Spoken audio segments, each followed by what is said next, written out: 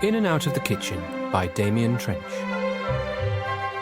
October the 21st to the 24th. I am incredibly excited about the week ahead.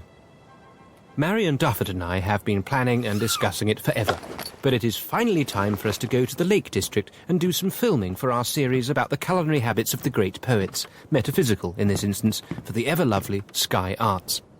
My job today is to prepare for the trip both mentally and physically. And of course I'm worried about leaving the house while there's still builders at large. Anthony and I shared an extensive breakfast this morning and went for a walk in the park, part of my physical prep for the forthcoming trip. We then lunched together at our favourite little local place, such a range of hams. Then Anthony popped into town for a couple of meetings, and I trudged home to write out a list of things I must remember to pack. Damien? How are you, Marion? I'm well, I'm very well. I'm just thrilled to be finally up here. Oh, yes, I can't wait. How's it looking? Oh, it's glorious. The view from the hotel room is fabulous. It's all looking in very good shape, I must say. I am glad. The only thing we still need is a definite title for the series. We must be able to do better than poets and their palettes. I thought you'd like my title. I jotted down a few ideas while I was on the train. Oh, right. Feeding the Muse. Oh, I was hoping for rather more enthusiasm than that. Well... Poetry and provender? Oh, better. I was briefly very pleased with one. Yes? Yeats's Treats. Why were you pleased with that? Because on paper it looks as if it'll rhyme. Yeats. Oh, yes. Oh, that is a shame. I mean, it looks great. I know. There must be a word for that. For knowing something? For words that only rhyme on paper. Yes, that must be. What's a metonym? No, not that. Keats's Treats. That would work. Yes, but he's not in the series.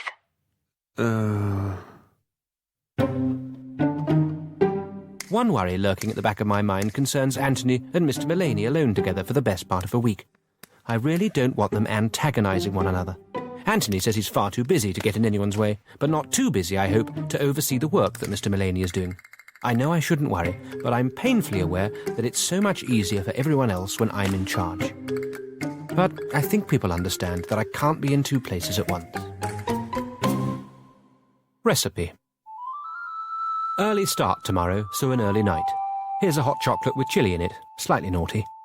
The South Americans, of course, have been matching chocolate and chilli for centuries. We're actually rather late to this particular party.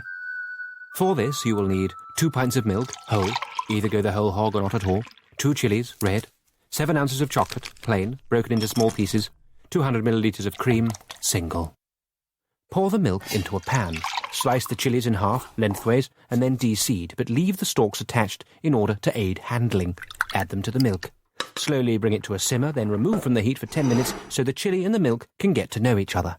Then return the milk to a low heat, add the cream and the chocolate, and caress the mixture till it has all come together nicely. Remove the chillies, pour into your favourite mug, sit back, and imagine for a minute you're at a Hualpa. Serves 8, which, now I think about it, seems rather a lot to drink just before going to bed, but worth the risk, I feel. October the 22nd, Thursday. I taxied to the train station after a slightly hurried breakfast, only to find that the taxi operator I had booked with had miscalculated just how long my journey to Euston would take, and thus found myself arriving with an hour and 3/4 to spare before my train was due to depart. Euston Station is not the easiest place in the world to kill time, it must be said. I went to upgrade to first class because Marion had, obviously absent-mindedly, sent me a standard ticket. This transaction, despite a lengthy discourse about the conditions of carriage, only absorbed 25 minutes. Once I managed to board, the journey was not a great deal of fun. It should have taken 2 hours and 38 minutes, but was actually nearer 3 hours and 21, owing to use the parlance, 3 lengthy stops in the Warrington area that went completely unexplained by the guard. They simply can't tell you enough about the contents of the buffet or valid ticket types, but the minute there's a genuine crisis on board, they put up the shutters. It's more, I fear, of that omerta one hears so much about. Thankfully, Marion was on my platform to meet me. Marion, how lovely to see you. Yes, we've been running late since Warrington, tediously. And you didn't think to let me know? You could have phoned. Quiet carriage. Text? I don't know how to. I beg your pardon? I'm not completely sure how to. Ridiculous. I've got a taxi waiting for us in the car park. This is supposed to be low budget. We can't afford to have drivers idling their engines as if you're... Andy Burnham? Well, possibly. Now, why don't you let me help you with one of your 3 suitcases? Oh, that's kind. How was your journey otherwise? Was it wonderful? I don't actually know what the origin of the word pendolino is, but I imagine it was some sort of torture instrument. Oh, there was a legend of Pendolino. What's there? Yes, it was about a man on a journey that simply wouldn't end. Really? It was a punishment for overpacking. Stop it. Now, did you eat on the train? I most certainly did not. I nearly capitulated outside Wigan and went for something from the trolley, but then someone across the aisle from me opened a packet of quavers or something. The smell was just so bad, might just have put me off eating forever. Oh dear, you poor thing. It's like your flatulence would smell if you only ate plastic. Something really ought to be done. I wonder who you'd have to write to get cheese-flavoured snacks out, Lord. Well, I intend to find out. Marion had mentioned to me several times that this production would be operating on a shoestring, but even so I am a little taken aback, and I don't consider myself easily shocked. When Marion had referred to the room on the telephone, I had not realised that she was referring to our room. The meal allowance for dinner is a mighty £10. I had a look at the bar menu downstairs, and a Cobb salad comes in at £12.50. So I shall either have to tip into my own pocket or starve. Marion left me to my own devices and went off to do a last little bit of fixing in preparation for the shoot, and I promised to stand her dinner when she returned, so long as I'd woken from my nap. In the event, there was no nap from which to wake, as the mattresses in this remote little hotel are not in the first flush of youth. I did manage to have a decent bath, though. Piping hot water simply gushes from the tap. In fact, if I hadn't thought to quickly test the temperature before jumping in, there's a chance I could have been broiled. Oh, this is very kind of you, Damien. My treat tomorrow? We shouldn't have to treat each other. I mean, really, this sort of thing should be covered by the company. Damien, shoestring means shoestring. But we both know there's not much money in making programmes like this. But we don't do it for the money, though, do we? Well, I suppose not. We do it for the love. I mean, love. This sort of work is really sustaining, and it's fun. Is it really? More fun than, Oh, I'm sorry, I've forgotten. What's your Channel 4 programme called Too again? Many Cooks. Too Many Cooks, that's it. I mean, that must be fun to do. It's not exactly my sort of programme. Well, it is fun too, but it's a reality show. This is a proper look at something I'm really interested in. And I get to do it with someone I really like working with. Oh, gosh, that's very nice to hear. Thank you, Marion. I truly love working with you. Great. So can I have a pudding? Yes. Excuse me? Could I get the brownies and ice cream, please? Oh, that does sound a bit, Oh, I know I shouldn't, but we'll be striding about all day tomorrow, won't we? My thoughts exactly. Not that you need to worry about, sorry, can we have 2 of those, please? Did he hear us? I think he's wandered off towards the kitchen. I assume he's heard something. Oh, look. That must be Philip. He's wearing a North Face. Philip! Who? Our cameraman. Hi, Marion, Damien. Hello. Hi there. Will you join us? I might have a drink of something. Oh, the wine's good. Yeah, I'll have some of that then. Excuse me? Could I get another wine glass, please?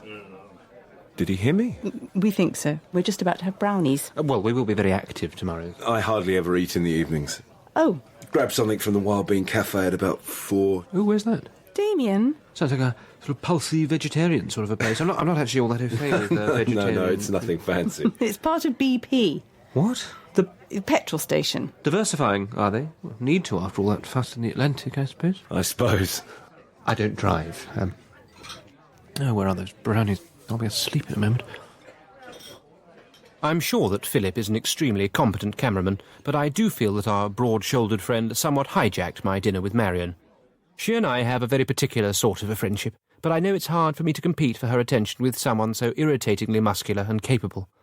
I settled the bill and then excused myself for an early night. I hadn't even left the bar before I heard Philip and Marion ordering a second bottle. I wasn't actually seeking as early a night as I claimed. My intention was to have a good read of Margaret Atwood just as soon as I'd checked up on Anthony. Hello? Hello, Anthony. Damien, hello. How's it going up there? Well, it's not been the best of experiences as yet, I must say. The train service was absolutely dismal.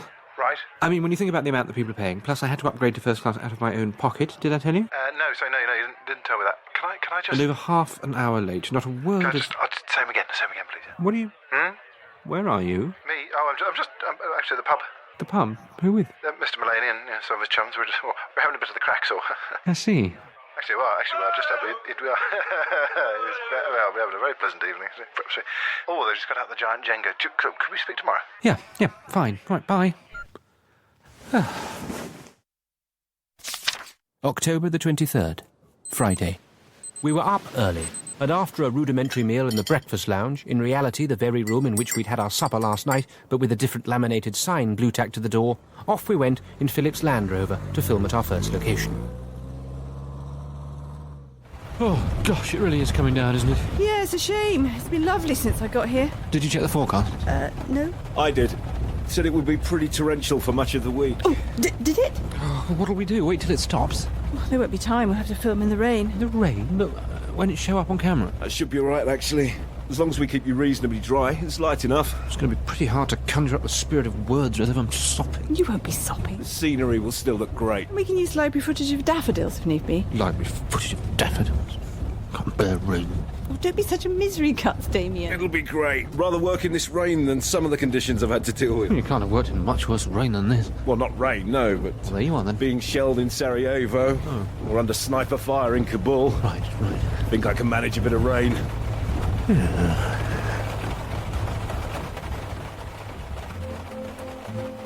What a punishing day.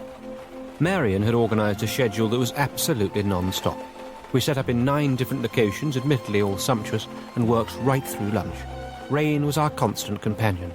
We sped from location to location, and each time I had to memorise the script for the next shot as we skidded along narrow country lanes. It was, and at one point I think I may have mentioned it to Marion, far from ideal. I could not, at the end of a day like that, face another meal in our hotel. We ended up, as one always seems to in these circumstances, at a curry house. I ordered a Rogan something or other, and Marion, living dangerously as ever, opted for a prawn dish.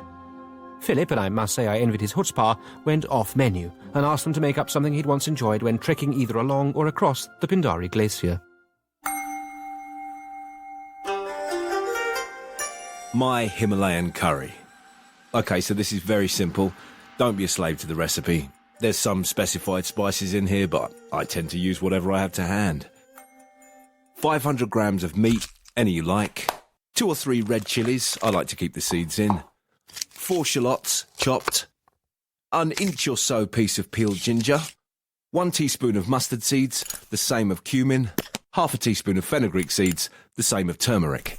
A good whack of tomato puree, and a can of coconut milk. In a whizzer, or pestle and mortar if you're looking to let off some steam, blitz the chilies, onion and ginger with a little water till you get a paste. Heat some oil, or ghee if you're going for the real deal, in a heavy pan and cook the meat until it's browned. Then set it aside. In the same pan, toss in the mustard and fenugreek seeds till they snap, crackle and pop. Add the shallots, the paste, the puree, and turn the heat down a smidge and cook for a good 5 minutes. Splash in some water if it starts getting a little dry. Add the other spices, give it a stir, then tip in the meat, pour in the coconut milk, bring to a simmer, but keep stirring. Cook for a few minutes until everything's heated through. Place on a bed of rice, squeeze a lime, chuck in a bit of coriander, and you're good to go. Easily cooked at home or at 10,000 feet.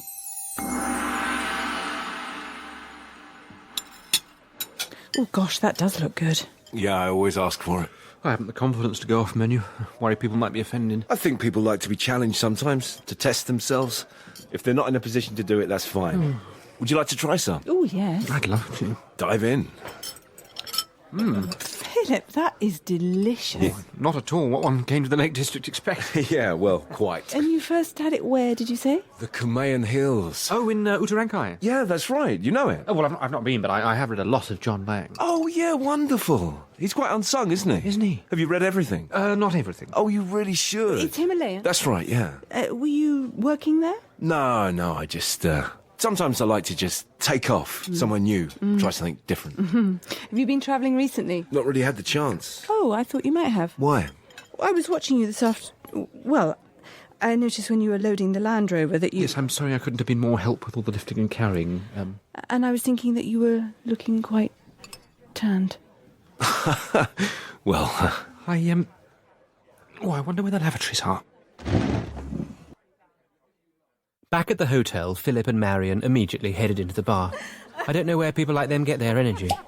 How they can rabble-rouse and then do poets and pallets, working title Justice in the daytime, I don't know. Somehow they seem to. I couldn't face any more wine, and so I returned to mine and Marion's room to learn tomorrow's pieces to camera thoroughly. Come on. Hello? Anthony, it's Damien. Yes, I know who it is. When you said hello, it sounded like a question. It was a question. question, I suppose. But it wasn't, now, who is this on the telephone? No, it wasn't, now who is this on the telephone? It was, I wonder what Damien wants now. Oh, I see. Right, well, if you ever answer the phone to me like that again, I'll know what you mean and behave accordingly. I always answer the phone like that. And how's the house? It's fine. And what was Mr. Mullaney working on today? The loft? Yes, I know he's working on the loft. What aspect of it? I'm not totally sure. I mean, he's just... Well, please make sure you know what he's up to in future. You're supposed to be in charge. What are you sounding so grumpy about? Nothing. Nothing? Well, maybe I'm a bit... It's a bit testing here. Very long days, not a great hotel. Marion and the cameraman getting on rather too well for my liking. The weather continues to be abysmal. Right, can I, I mean, she's my friend, I hope. Do you mind if I phone you back, Damien? It's just now isn't, What? It's my turn to throw. Your turn to... I'm 10-pin bowling. You're 10-pin bowling? Who with? Well, with the lads. What lads? Mr. Mullaney and the lads. Sorry, lads, sorry, I've got... Yes, no, I've just... Unbelievable. I really have got to go, Damien.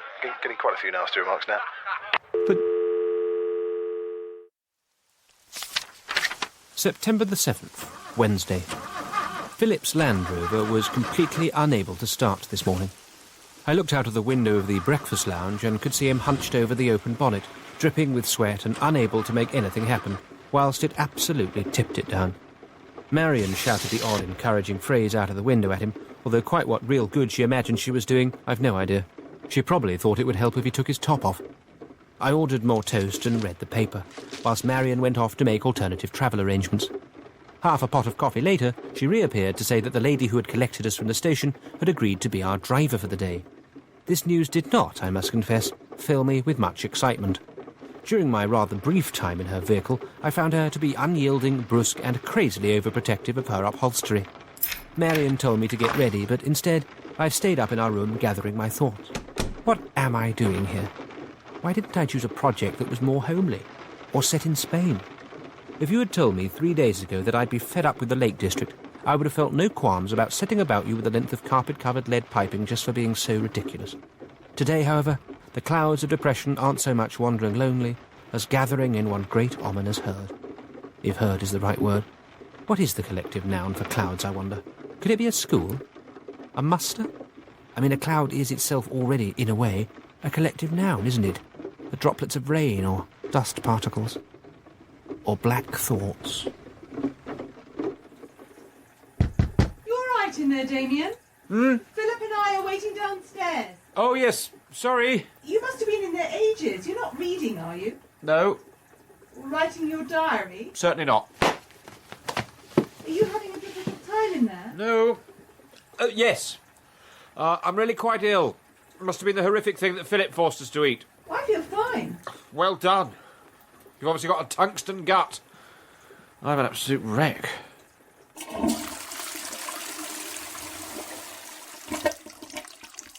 And so off we went to Coniston Water, and filmed and filmed and filmed. We rather missed Philip's Land Rover, actually. Penny, the cab company lady, in addition to suffering from extreme paranoia about the state and indeed worth of her wretched car seat covers, was hardly ever prepared to get us especially close to our filming location due to her not wanting to get grass on the tyres. Quite ridiculous. I cannot abide prissiness. Poor Philip and Marion ended up having to haul all the camera kit and sound equipment which Marion was operating over long distances, whilst I carried the umbrella in an attempt to stay as dry as possible for continuity purposes. We had, quite out of nowhere, 15 minutes of the most wonderful sun at one point, and then, all of a sudden, the weather came in again and we were nearly stranded. Philip, from what seemed to me to be an absolutely tiny rucksack, produced and erected a tarpaulin, and even set up a small trangia stove on which to boil up some tea, whilst we waited for the squall to pass.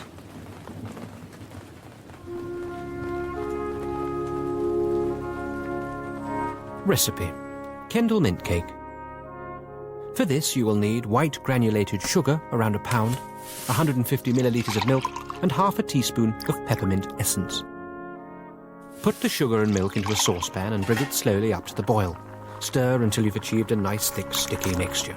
Then remove from the heat, add the mint essence and with a... Damien! I'm ringing to ask how you are. Well, thanks. I'll probably be heading back soon. Heading back?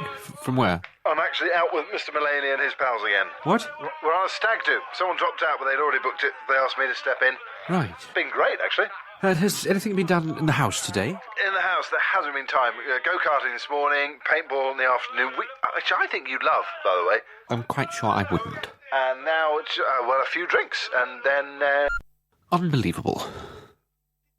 Regrettably, however, Marion has picked up something of a chill during the day, and consequently she spent the night snivelling and coughing furiously, making sleep quite impossible.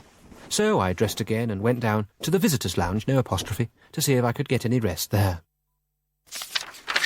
October the 24th, Saturday. The last day of filming finally dawned. It's possible that I've been a little negative about some of our experiences up here, but generally I think we've all been pretty thrilled with the quality of what we've filmed, and today's work consisted of several short pieces to camera about Robert Herrick and jam. Marion was still trying to shake off her cold this morning, and so she asked Philip and I to go off and shoot these last few pieces without her, which is a measure of just how much we all must trust each other. Thankfully, we did not have to rely on Penny Watson and her people carrier. Philip said he had suddenly realised at 4 a.m. what must be wrong with his Land Rover, and so had gone straight down and worked by torchlight. He was happy to off-road, and so we had few difficulties getting to places, and there was no more lugging of kit. Philip turns out to be a surprisingly decent chap, and also, I think, an excellent judge of things. He was kind enough, quite incidentally, to mention that he thought my naturalistic style of presentation was very refreshing, which I found rather flattering. I'm sure it can't be true. At lunchtime, the rain having stopped, we ate sandwiches at the foot of Cat Bells. Oh, it really looks like quite a climb, doesn't it? You should be rather fit. Oh, I'm sure you'd be fit enough. You look like you're in pretty good shape. Oh, well, that's very... suppose I do it sensibly. And I like to walk. Your phone. I think you're... oh, hold on, sorry, hold on, my mobile's... Hello? Mr. Trench? Mr. Mullaney, how are you? Not too bad, thanks, Grant. How are you? Oh, I'm good, thank you. Just having a bite to eat at the foot of Cat Bells. All right. Sounds delightful. How's the house? Don't imagine you've had much chance to work this week. Whenever I speak to Anthony, he's out with you on the round down. Yeah, it's actually that... It's a bit difficult to talk about, but... What is it, Mr. Mullaney? You can tell me. I don't mean to talk out of turn, and I don't like speaking to you like this, but... Right. He's a delightful fellow, you know, but Anthony keeps inviting himself out with me and the lads, and... Well, it was fine at first, but it's getting a little bit out of hand now, and I don't feel I can say anything about it, you know, because he's my boss, and... Well, we're both your boss. No, yeah, absolutely, but I just wondered, you know, if it might be better coming from you if you're able to say something about it. Just some of my friends are finding this sort of laddish chat a bit patronising, you know, it's like with the impersonations and all. I feel awful telling you this. Please don't worry about it, Mr. Mullaney. You've done absolutely the right thing by telling me, and it was me thinking Anthony was having more fun than I am. He's been having a good time, no doubt. Right, well, yes, but under false, what's it? I'll have a word, don't you worry. Right, well, lovely chatting. I shall catch you upon my return. All right, thanks, Mr. Trent. Sorry about all this. Bye-bye.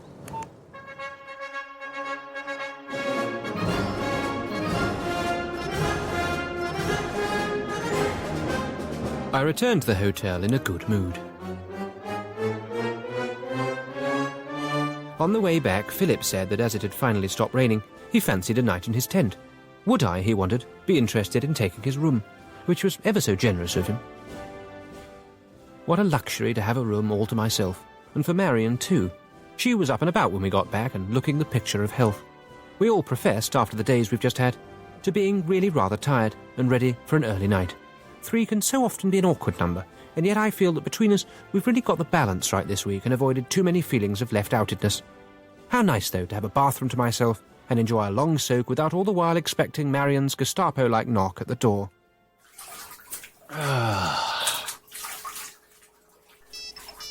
Hello?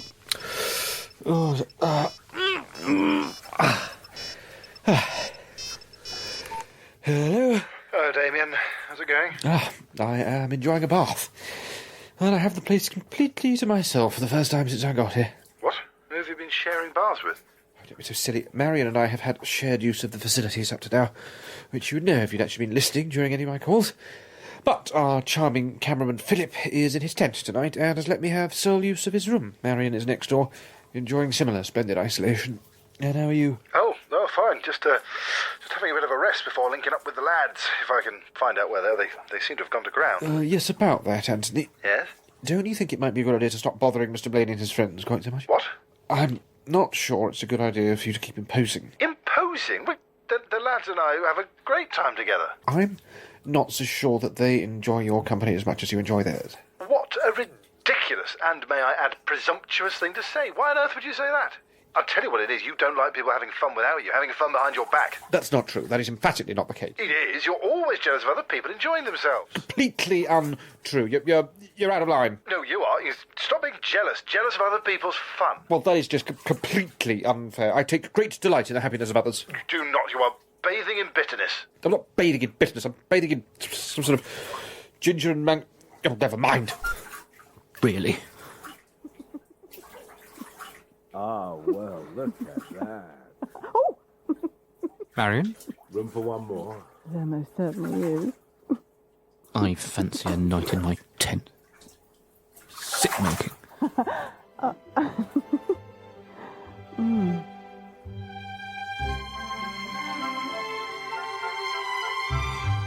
In and Out of the Kitchen starred Miles Jupp and Justin Edwards, with Brendan Dempsey, Ben Crowe and Leslie Vicarage.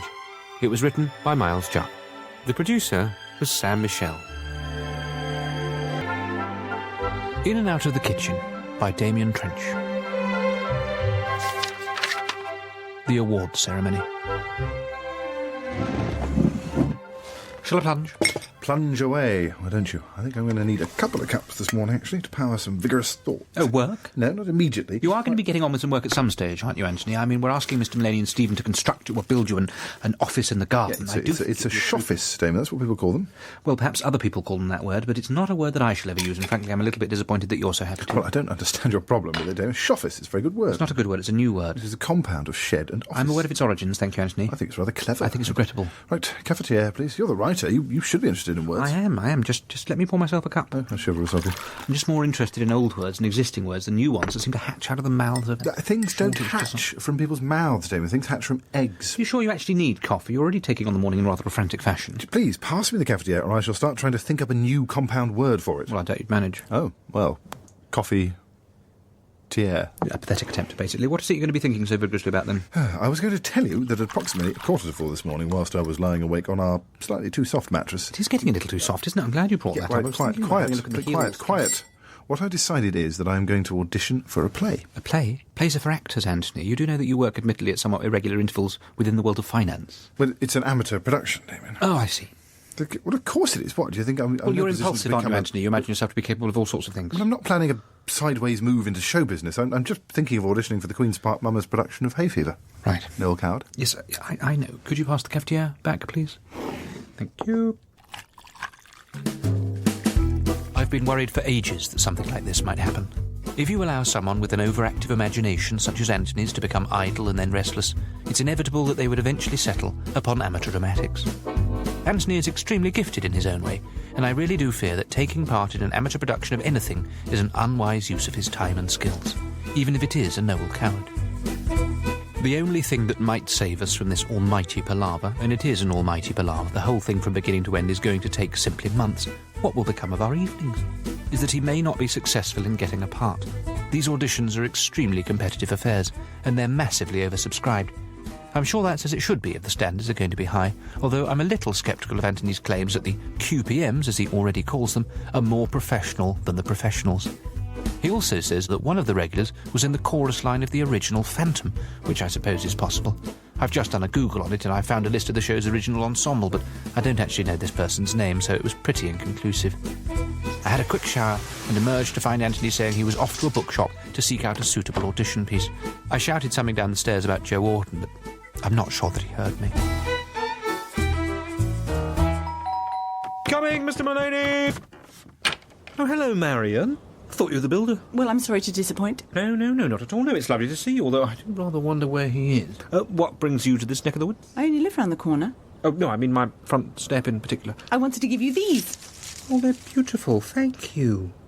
Why? Because you, Damien Trench, have been nominated for an award. Have I? Well, we have. Poets and Their Palates is up for a Melvin. Oh, that's fantastic. It's good, isn't it? I thought you'd be pleased. I know you're not really into all this award stuff. Oh, no, of course not. It's very flattering, isn't it? What category? Not best programme, surely. I mean, it was just a little documentary. Best factual programming within a historical context for a digital station. Oh, right. Oh, well, my goodness. Are you sure you can't come in? I can't. I mean, it's not just any old worthless category, is it? It's an actual, it's got really strong parameters. That's excellent. Quite. Who are we up against? Jane Matthews, Oh, yes. Oh, I like that. Sally McGovern, Oh, that was good. and Deborah Roach. Oh, for the thing about plums. Oh, I didn't really... No, rather play to the gallery, I felt. We'll get to go to the ceremony, won't we? I mean, I know these things don't really, but when is it? Tuesday week, but I can't go, I'm afraid. I'm going out to Hellmand to film Barbershop Troops. Oh, that's a shame. Anyway, I've got to rush. Text me if we win. I'll make sure the tickets come to you. You need to decide who to take instead of me. Bye. Bye. Thanks for the nasturtiums. How kind of Marion to deliver our little news in person. I'm not, of course, the sort of fellow who sets huge store by these sorts of things. Awards are but mere trinkets and baubles, and absolutely not what one ever does work for. I only got involved in the world of documentaries because it represented a chance to share my passions, and to enthuse about such matters as are sometimes often sadly overlooked in British cultural life, the relationship between access to organic produce and the composition of madrigals, etc. The fact that as a result of writing and presenting a documentary series about what the great poets enjoyed eating has been deemed worthy of an award nomination is certainly flattering, but not a reason to go crazy. Damo, how the very devil are you this morning? Heard about the Melvin Noms, I take it? Well, yes, that's what I was phoning about. Yes, good old Michelle. What a talent, and such a voice, and so very readable if one is in the right frame of mind. Michelle? Yes, Michelle Ulovitz. He's been nominated for Literary Personality of the Year. Literary personality, that's a category. Oh, most certainly. One of the biggies. Oh, yes, quite certainly. I thought that's what you... I was calling because I've been nominated, Ian. Have you? What for? For Poets and Their Palates. It's the... Hold on, I'm just scrolling down. Oh, yes, here we are, down at the bottom with the any other business. Best factual programming within a historical context for a digital station. Oh, that's tremendous. Well done, Damien. Oh, that is very good news, and the just reward for an absolutely tremendous little program. A series, Ian. Well, exactly. It's very kind of you to ring and invite me, Damien, but I'm already accompanying Michelle on the night. Perhaps we could sit at the same table, though? Will Marion be there? She won't. No, she's going to Hellmand. Restaurant, is it? It's in Afghanistan. Restaurant in Afghanistan? No, it's a province in Afghanistan. She's making a reality thing about barbershop quartets. Oh. Big there, is it? No, I think it's more the point of the I've not seen it. Oh, now, while you're on, I've had an offer through from the chaps at The Manual. It's a new gents magazine with the word man very much underlined. Right. They're after some lifestyle stuff, and they're interested in someone doing a big food column. I must say, it's not the sort of work I'd normally go out of my way to chase, Ian. Understood. Yes, probably not worth doing. They said it was between you and Ray Jarrow, so it's probably not really, your Ray Jarrow, eh? Right. Well, do you know what, Ian? I think do you know it? I might actually be interested in that. Actually, I think I might have a crack. Oh well, if you're sure. Yes, do you know what? Yes, I think yes. Didn't you and Ray Jarrow have a little bit of a... Oh, no.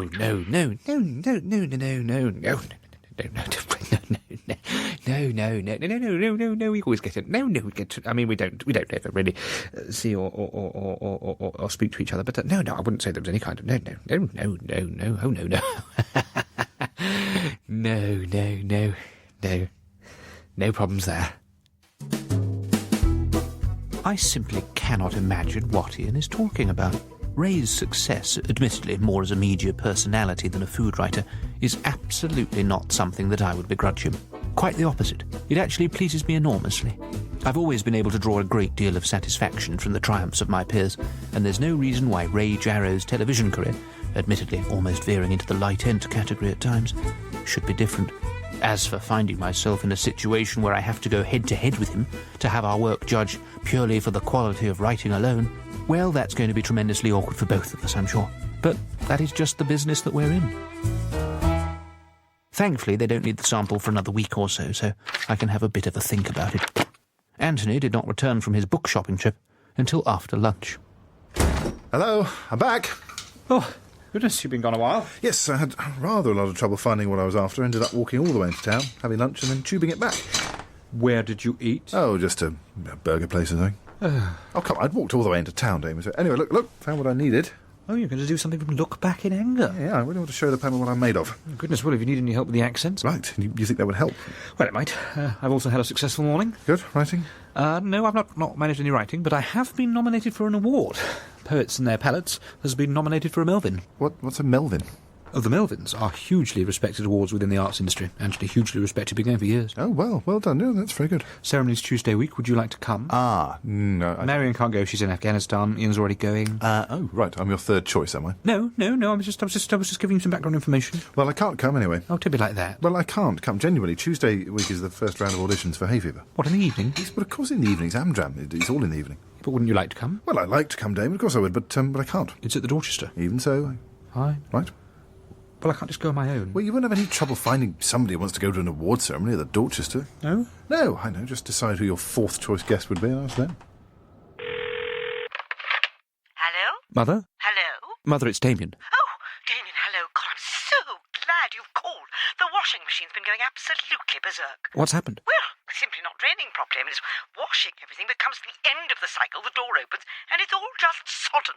Right. No, it's not draining at all, not at all. It's all just indescribably wet. I can picture it. Is Dad in? Yes, he's off to have a look, but I'm not letting him. Well, not with his back. Things hardly going to work any better with him seized up in front of it. I see. Right, I'm not really sure I can help Mother without dropping everything and training to become a washing machine engineer. Is Mr. Mullaney with you? Yes? Can you send him round, please? He's not a washing machine person, Mother. Well, I'm sure he can do anything. Well, I'll ask. Thank you, Damien. Please give him the address. Anyway, phone tariffs being what they are, I can't afford... Please, Mother, hold on. I called you. Did you? Yes? Oh. Would you like to accompany me to an awards ceremony? I've been nominated for something. Darling, oh, that's wonderful. Hold on. Sam? Daddy? Is it the engineer? It's Damien. Oh? He's been nominated for an award. Right. Yes, what is it, Damien? It's a Melvin Award. What is it? What is it, Damien? It's an arts awards thing. It's very prestigious. It's very prestigious, apparently. He wants me to come with him. Oh, well, that's great. Well done, Damien. Your father says well done. Yes, I can hear him. Thank you. Tell him thank you. He says thank you. Thank you. It's Tuesday week. What is? The awards ceremony. Oh, right. It's Tuesday week. What is? Oh, God, the awards ceremony. Right. Can you come? I'll check. Great. Am I free next Tuesday? Bound to be. What? Next Tuesday week, am I free? Bound to be. I'm bound to be. Great. Is it black tie? Well, it's hardly going to be gardening smocks, is it, Mother? Oh, that's a relief. We'll have enough hand washing to do as it is. Oh, don't touch! No, I'm sure it God. Oh, why can't you listen? I am this. Fuck you! Oh, I've got to go, Damien. This idiot's going to drown us both. February the 11th, Monday. Well, a week has passed since Ian told me that I needed to write a sample piece for the manual with the man very much underlined, and I must confess that I'm really struggling to think of what I might write. This isn't writer's block. I've managed to do all sorts of other stuff, but in terms of the sort of thing I might contribute to a men's lifestyle magazine, well, I'm not what you might call their target audience. For a while I was rather excited by the idea of a light putative piece about James Bond's favourite puddings, but I got as far as a sticky toffee and then ground to a complete halt. However, I'm determined to get something down, and I think that ultimately my completely friendly rivalry with Ray Jarrow will ensure that I make the deadline. And then I realised that if the mountain would not come to Mohammed, then Mohammed should pop on some walking boots, so to speak. Ah, gentlemen, here you are. Morning, Mr. Trench. Hello, Stephen. Mr. Trench? You look busy? Yeah, we're a bit behind schedule. Sure you remember I lost a day last week. Yes, I am sorry about that, Mr. Mullaney. From what my mother said on the phone, I really thought it would be quite a small job. Yeah, it was a little, but better to have it spotted now than have the wall of the utility room collapse in on someone, like your mum. Well, perhaps. I've made a coffee. If either of you fancy a break? No thanks, I've got a Coke. OK. I'll take one. Right, black with 2, is it? White with none. Yeah, thought so. Do you ever read gentlemen's magazines, Mr. Mullaney? I have to write a sort of sample article for a new men's magazine. It'll be called The Manual, with the man bit underlined. Yeah. Right. I suppose I'd look at something like that if it was lying around in a waiting right. room. And what sort of thing would you hope to read about? I don't know, really. What about, sandwiches. Sandwiches? Yeah, you could write about your favourite sandwiches. Right, you'd read that, would you? Yeah, well, like I said, if I was lying about, I might. See, I'm not really sure sandwiches are going to interest people enough. I like them. Well, I'm sure you do, but that's not really the... sandwiches, it's a bit... Soup? What? You'd read about soup? Yeah, if it was... Actually, no, I don't think I would. Oh, this is hopeless. Why don't you write about coffee makers? What? Coffee makers. Write about how much you like them. How much I like them? Yeah, like different types, how you use different ones for different moods, different occasions. Well, that is a very good idea, actually, Stephen. That is a very good idea. That is. Well. Yes. Well, I think we'd better be. Unless you want to workshop any other ideas. No. Well, you seem to. Yep. No, it's all looking very good. By the way, all the wood. Stephen's brainwave had proved just the stimulus I needed, and so I immediately headed up to the study and set to work. It took 3 hours in the end, crafting what I felt to be a fascinating, intuitive, and above all, self-deprecating account of my love affair with coffee machines, and then I sent it off to the editorial team of the Manual via Ian. Anthony, meanwhile, rather than, doing some actual work, spent much of the afternoon trying to commit some John Osborne to memory, and then declaiming it loudly about the house and its environs. At one point I could actually hear Mr. Mullaney testing him on his lines in the garden, which is absolutely not a good use of a builder's time. Recipe: the panzanella, or bread salad. Mr. Mullaney's talk of sandwiches put me into something of a funk, but I realise it's not fair of me to rubbish them without proffering a viable alternative. And here is a way of using a number of ingredients that you would often expect to find within a sandwich, but which crucially is not actually a sandwich. Oh no, it's a salad, and an Italian one at that. For this you will need something like 8 slices of bread. These slices must be thick, and the bread must be stale, that is to say, over a day old. I'm talking about real bread here, obviously. I have no idea how long it takes one of those plastic supermarket loaves to go stale, probably about a month. 2 tomatoes, large, ripe and chopped. A cucumber, small, peeled and diced. An onion, red, sliced. Garlic, clove of, crushed. As much fresh basil as you can bear, hand-torn. Olive oil, extra virgin, obviously, more than you think you'll need. Likewise balsamic. And you should make damn sure that you've got your salt grinder and pepper mill pretty ruddy handy. Take a bowl, and then into it mix your tomatoes, your onion, your cucumber, your basil, and your garlic. Liberally drizzle olive oil all over it. Rinse it with balsamic, season with salt and pepper, and toss it all thoroughly. Then tear the bread into chunks and put half of it into something wide and shallow. Dollop about half of your tomato mixture over the bread, then do another layer of each with the other half. Then cover and chill. It should be ready to eat in an hour or so, just as soon as you've given it a thorough tossing and seasoned it. While you're at it, you can fling in more olive oil. Some people like to add fried pancetta to it. I shan't tell you what I think of them.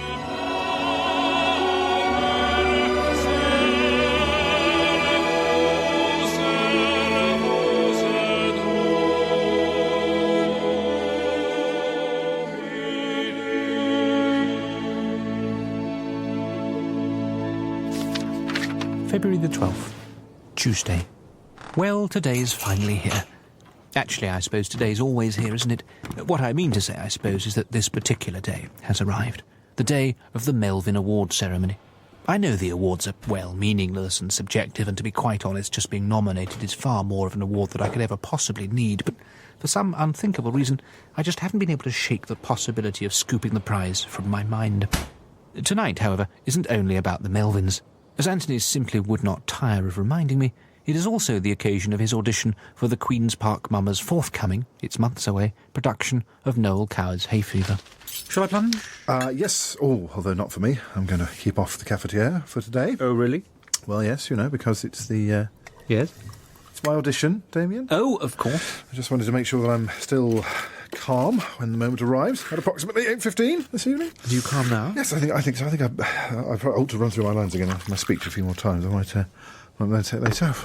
And how are you feeling about your little do this evening? Okay, I think, it's just a bit of fun, really, isn't it? Well, yes, exactly. Just with a bit of fun, with a slight possibility of coming home with an award. Well, yes, indeed. Is your mother looking forward to it? Oh, yes. Oh, no, she definitely is. Quite honestly, I think she's rather excited that we're going to be sitting at the same table as Michel Ulowitz. Are you? Goodness, that's going to be a meeting of minds. Oh, you think that we'll all... have you ever read any Ulowitz? I've certainly been meaning to. Right. Has your mother? I think no. Well, he really is. He's quite. Well, I'm sure he's nothing like the characters he writes. Well, look, he'll have to be on his best behaviour at an event like this. Yes, I'm sure. Yeah, it's not just some piece of rubbish. Apparently Alan Yantor went to last year's one. Well, he was invited. Well, I don't know where Anthony gets this information from. He claims it was from the culture supplement in the Observer, but if it was, it must have been one I didn't see, which seems a little unlikely. Anyway, even if there is any truth in the rumour, I'm quite sure that Ian and I will be able to keep him in order. I could certainly do without my mother being upset or offended. I could do without many of her emotional states, to be honest.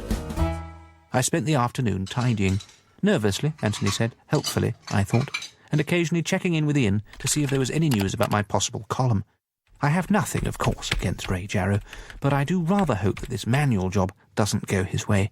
I just feel that in this instance, he'd be too obvious a choice. I gave my dinner suit a bit of a steam in the shower cubicle, and then had a light extra meal in the afternoon. I know there's a dinner tonight, but there may be champagne in advance, and I cannot risk the stuff on an empty stomach. I simply haven't the bowels for such behaviour. Once fed, washed and dressed at exactly 15 minutes past 5, I clambered aboard the taxi that I had ordered for 5 o'clock and picked up my mother en route to Park Lane, that home with swanky hotels, sports car showrooms and public art. Damo! And the winner is... Now put that glass down right now and give me a hug. Oh, it's so good to see you! And looking so smart. Oh, do you know my mother? Oh, yes, of course. We met at that super dinner, didn't we? What a terrific evening that was. Yes, charming.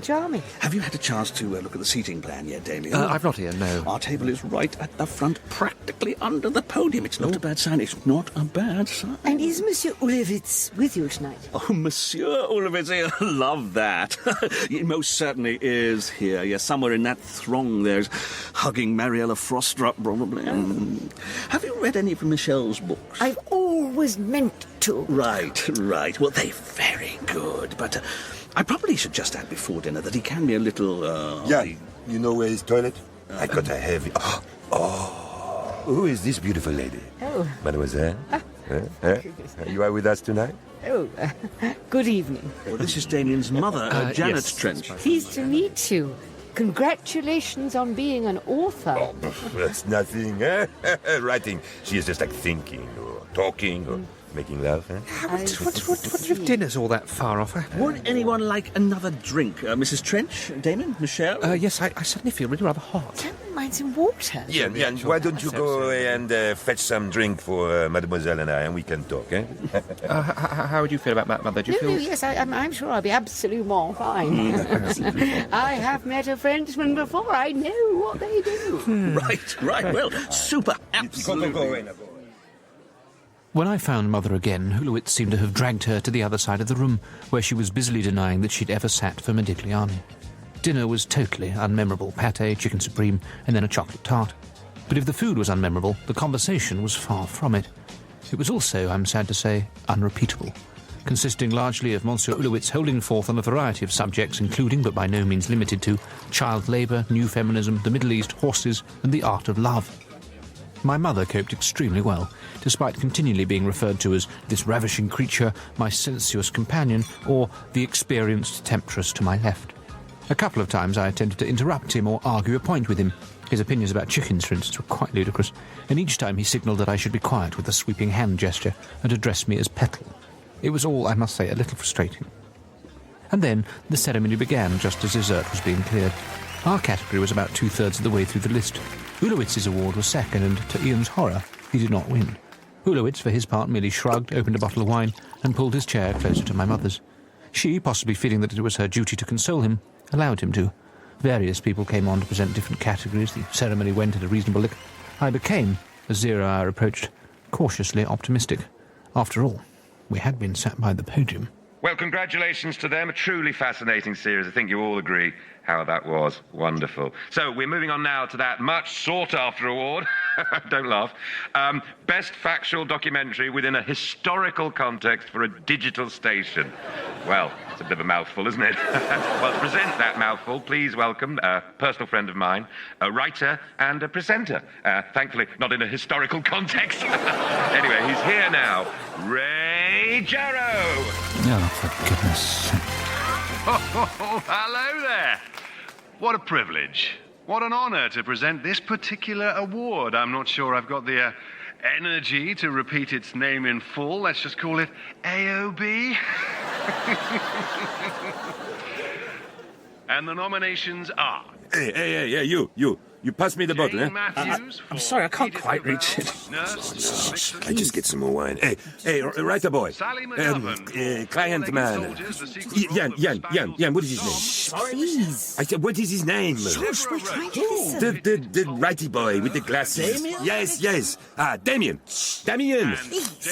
Pass me the wine. I am trying to listen. You pass me the wine. Fine, just right here. Here it is. Yes. And the winner is...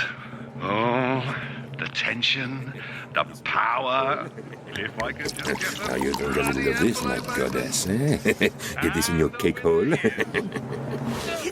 Oh, God, please, What did he just say? Did anyone hear? It sounded a little bit. It did, didn't it? Oh, my goodness. Oh, God, it's lucky I prepared a speech. Right, excuse me. Thank you.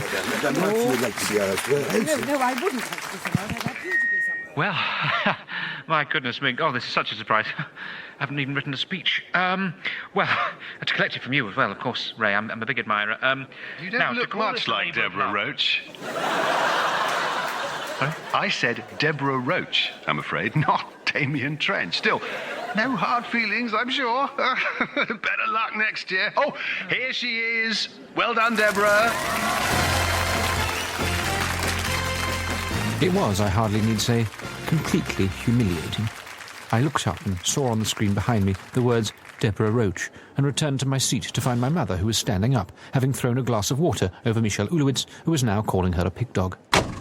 We left immediately, and Ian apologised profoundly to my mother for dragging her into this sordid world. I just wanted to see you win something, she said, and we travelled back to Queen's Park in silence.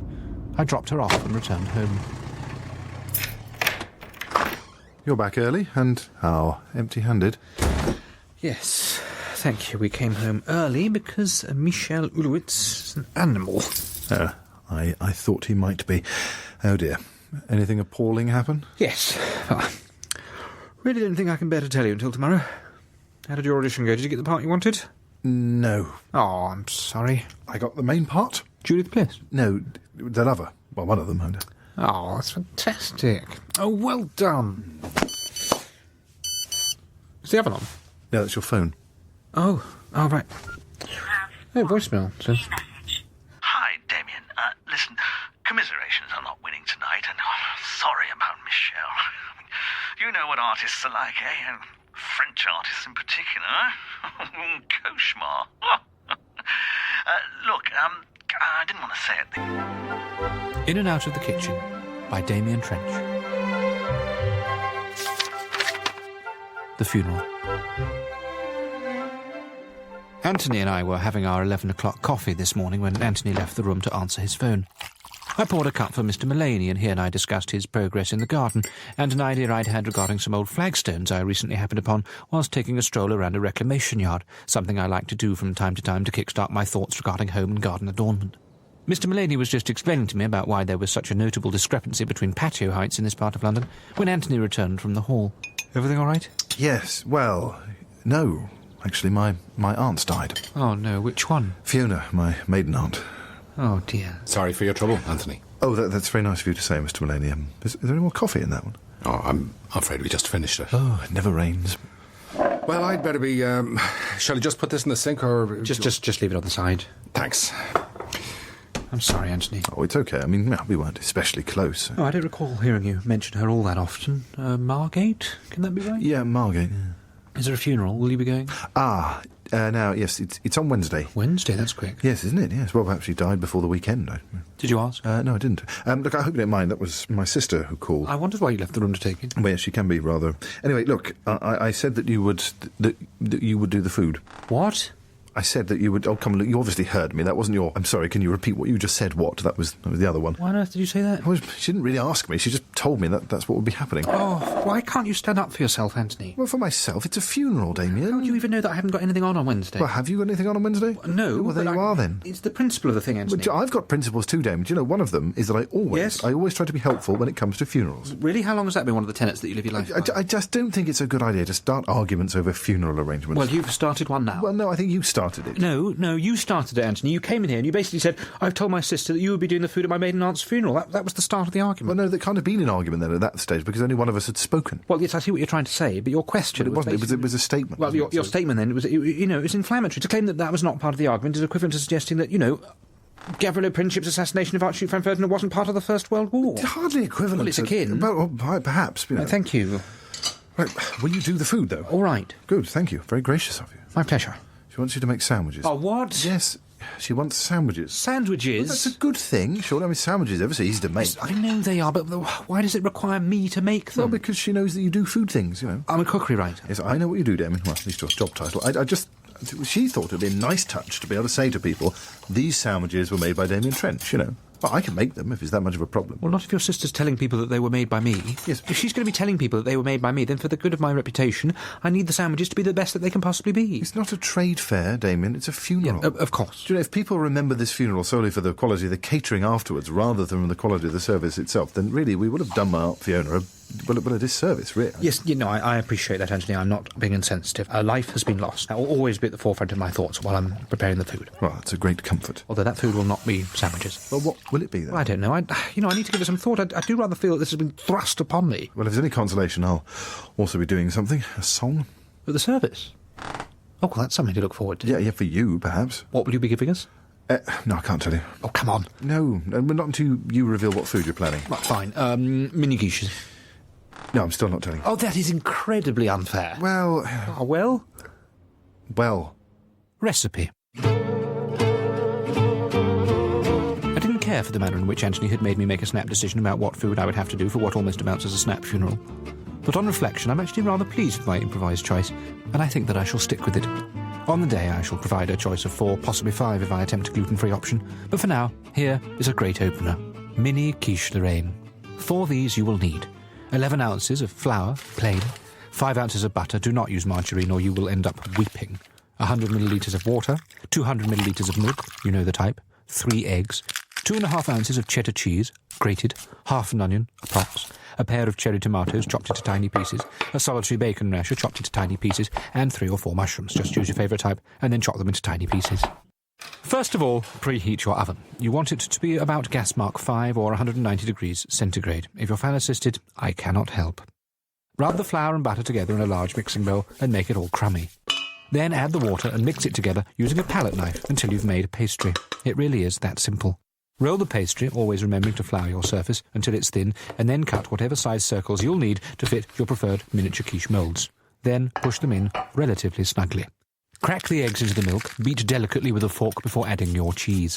Put this to one side and then fry the bacon, the tomatoes, the onions and the mushrooms. Mix them all up together and put an equal quantity into each quiche mould before pouring the eggy, cheesy milk on top.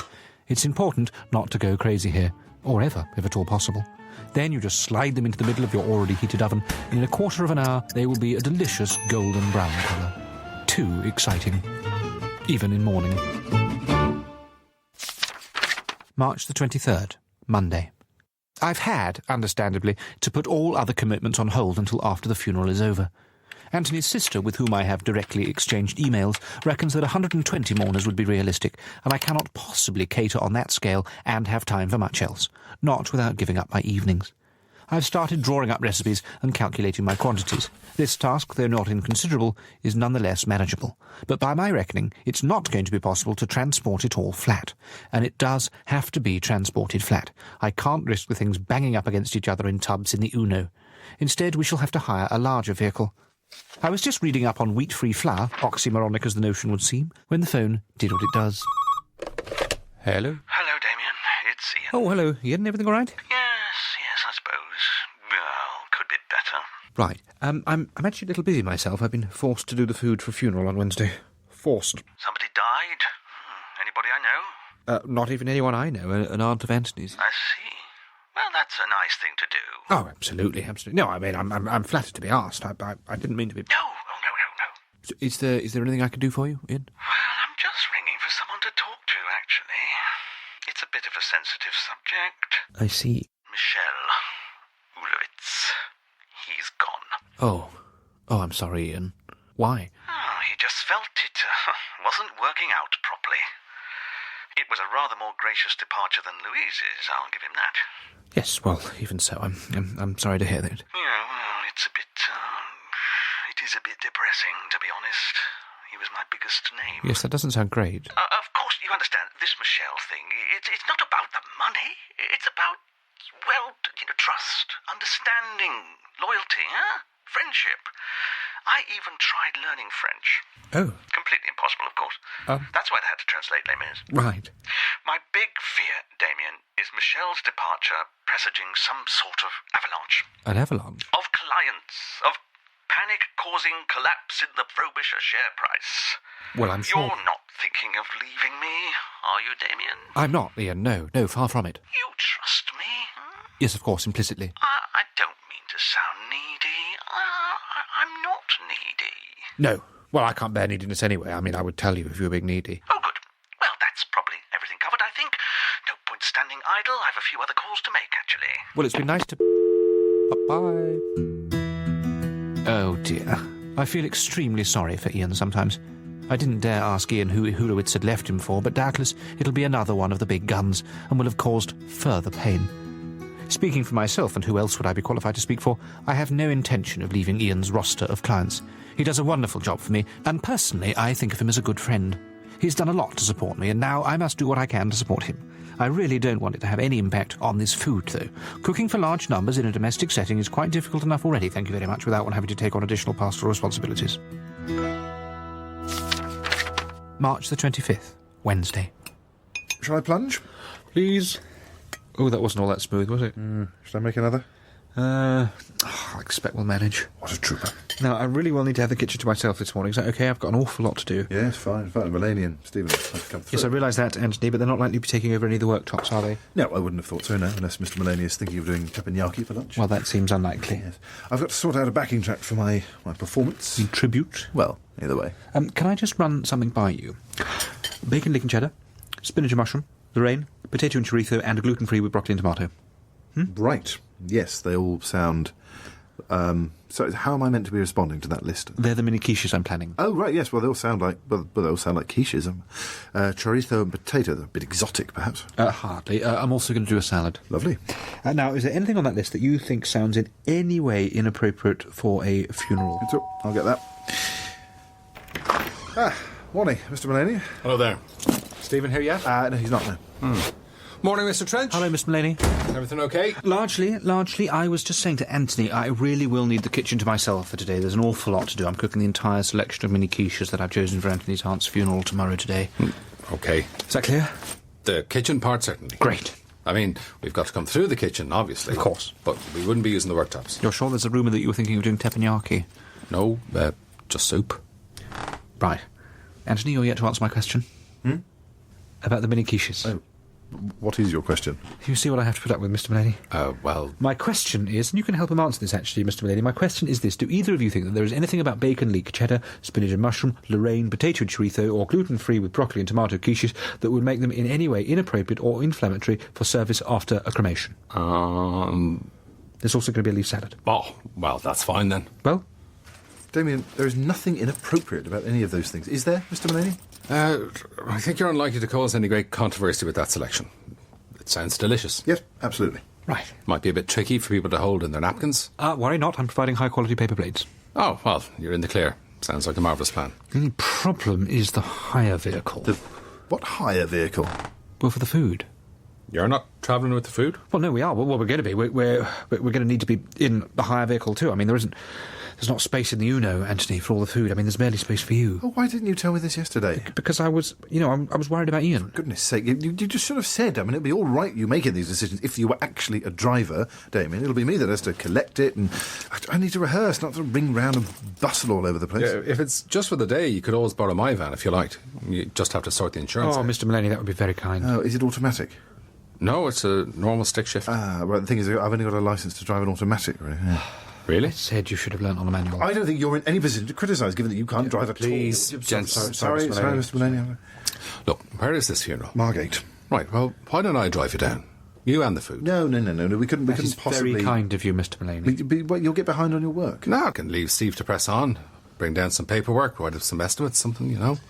Well, I mean, that's extremely generous. Yes, well, will there be enough seats? Yeah, there are 3 seats in the front. If you've got more food than I can fit in the back of my van, you've probably made a mistake with their quantities. You really don't mind? Well, it's a funeral, you know, you do what you can, don't you? I've always said that. Right then, I'll crack on. What would we do without you, Mr. Mulaney? Something unimaginably violent, I'd have thought. Yes, possibly. What a godsend that man is. As soon as breakfast was over, I wiped down the surfaces and got cracking with the short crust. There's only so much flour, butter and salt that one can blend together by hand, obviously. So I had to make it up in batches. As for fillings, I must have earmarked every pan in the place. Right.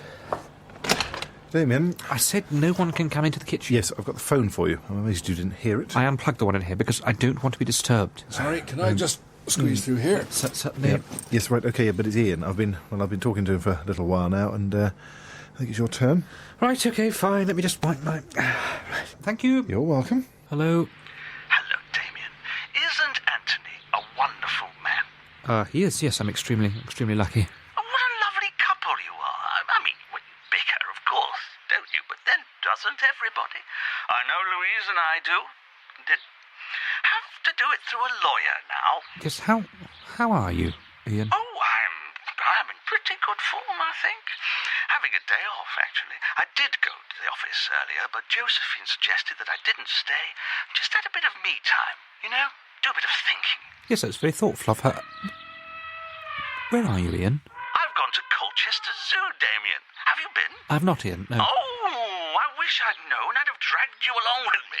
Well, not even dragged. I'm sure you'd have come only too willingly if you'd had a chance to look at one of their leaflets. I see. And there's a website. It's a good one, actually. Right, I'm actually rather busy, Ian. I've got to make enough mini quiches to feed 120 people. I was just sitting at Liverpool Street Station having a cold drink, and I thought I'd search my iPad for days out, and lo and behold, 46 minutes on the train, quick cab journey with a chap called Eric. He's a very nice man, actually, who sings in a function band, he says. It sounds fun, doesn't it? Well... And hey presto, here I am. Super Zoo. Right, it sounds the perfect venue for a little calm reflection. Absolutely, Damien. Room to breathe. Ian, are you all right? Yes, I just suddenly thought I'd been on this bench a little while now, so probably time to have a bit of a lie down on The grass? path. Are you sure you're okay, Ian? Absolutely, Damien. I've already seen several monkeys. And once this call's over, and I've got both hands free, I shall embark on my third Calippo of the morning. Calippo? Oh, I love it when you get to the bottom and you can slurp out all the juice. I see. Oh, it's just another reason why you should have come here, Damo. I'm so sorry, and that was the oven. I'd love to hear more about you in the animal kingdom, but the pastry is at a crucial stage. Oh, sure. Well, the Cheeky Chimps Cafe calls. Lovely chatting. Arrivederci. Unbelievable. Well, Ian's mood today is very different from his mood yesterday, but I have to say, no less worrying. If Josephine is telling him not to come into the office, and Josephine is a lady who can put up with most things, then Ian must be in a very bad way indeed. Still, if he's going to be very up or very down, then I think I'd plump for the former. I do hope that he's thinking about asking for medical advice. I instinctively trust medicine, unlike my mother, for instance, who believed that most of life's ills could be just walked off, until she had her hip problems.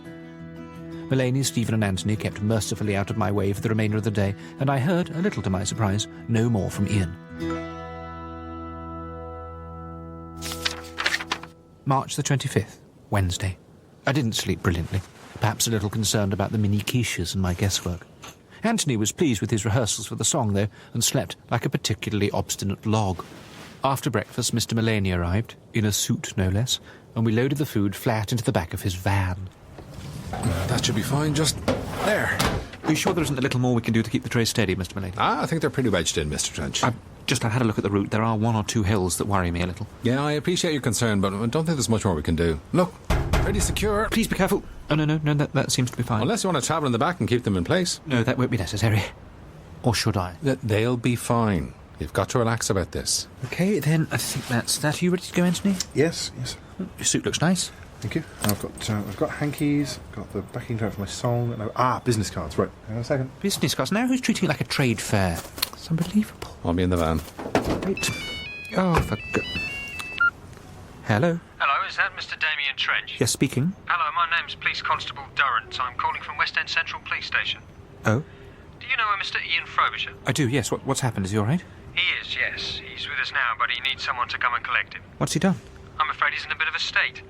We were called to a branch of Paper Chase where he was behaving oddly and we've had to take him in.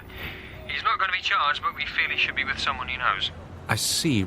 Right, it's just I'm literally about to set off for a funeral. Couldn't somebody else... I appreciate that, sir, but yours is the only name he's given. If you can't collect him, we'll need to keep him in, and those cells really could be better used. Yes, well, I appreciate that. Where is it? Yep. Will we have time to go via a police station? It's Ian, my literary agent. Yeah, I remember Ian. Well, would that be okay? It'll have to be quick. What's he done? I don't know. Something in Paper Chase. It's your funeral. Well, it's... Yeah, that is fine. We can make the detour. It's not ideal by any stretch trying to convey 480 mini quiches to a crematorium in Margate. Right, but... sir. Thank you. Well, I never thought the day would come when a man as collected, focused and in control as Ian would need to be rescued from a police station. Thank heavens no charges were to be pressed. Mr. Mullaney, who seems to have an uncanny knowledge of central London police stations, absolutely floored it there. There was no parking to be found, of course, so Anthony and I went into the station and Mr. Mullaney kept driving the van and the mini quiches around the block. I told the desk sergeant who I was there to collect, showed him some identification, and Ian was brought from a cell. He was absolutely covered in glitter. Oh, Damien, thank you. Oh, no problem. Hello, Anthony. Yes, Ian. Come here. Yes, we're in a bit of a hurry out. I'm so sorry, Damien. I've been... Oh, I don't know. Oh, I've got glitter on you. No, it's fine. It'll... I'm sure it'll brush off. What have I done with my life? Look, we really... I spent too much time on my clients. Oh, no offence, Damien. None taken, Ian, none taken. And not enough on my friends, and myself even. Louise, certainly. Thought a day at the zoo would be the rest I needed, but in the end, well, I started to get depressed about how little I knew about animals. I've even neglected them. It's fine, don't be angry with yourself. Is there any way I couldn't come and stay with you for a little bit, just to get myself sorted out? We've actually got to go to a funeral today. Why don't I come with you? It would be good to be around people. Well, I do... Anthony, he'll have to come. Okay, yes. You'll have to travel in the back of the van, though. Oh, well, that sounds fun already. We'll be sharing it with 480 mini quiches, a leaf salad and a thermos of vinaigrette. I see. Well, I'm sure we'll get on like a house on fire.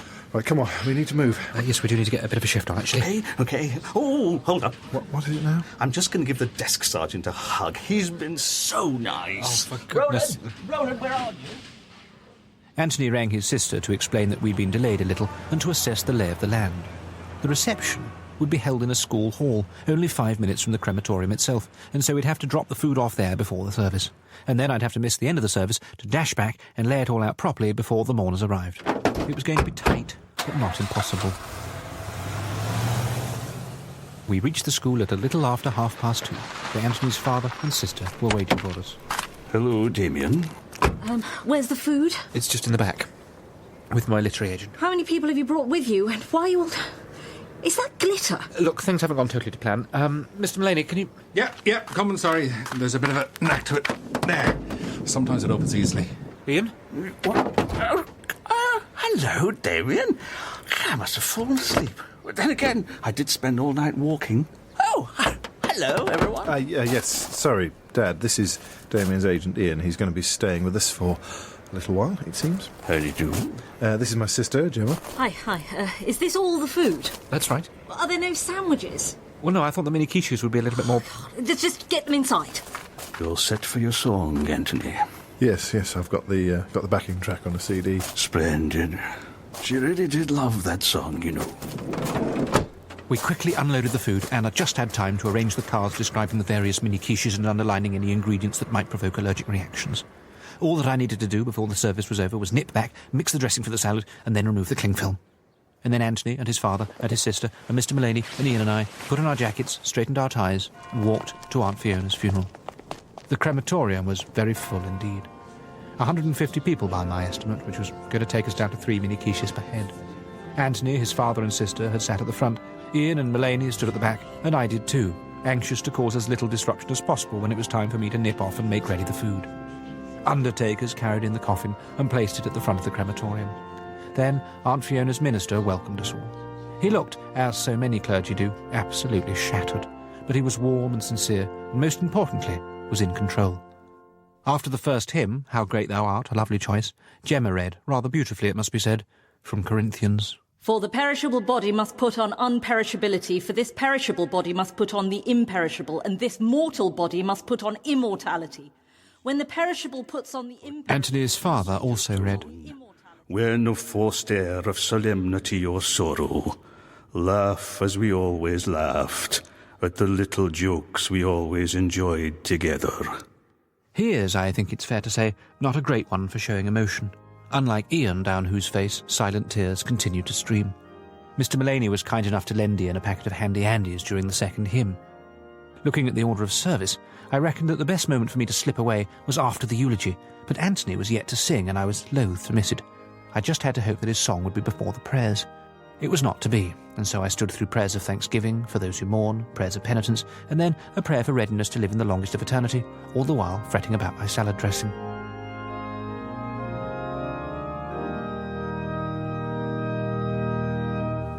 And now, before we commend Fiona to God, we're going to hear one of her favourite pieces of music, which will be sung for us by her nephew, Anthony, whose voice she always loved. Oh, I didn't know about this. Yes, he's been refusing to tell me what it is.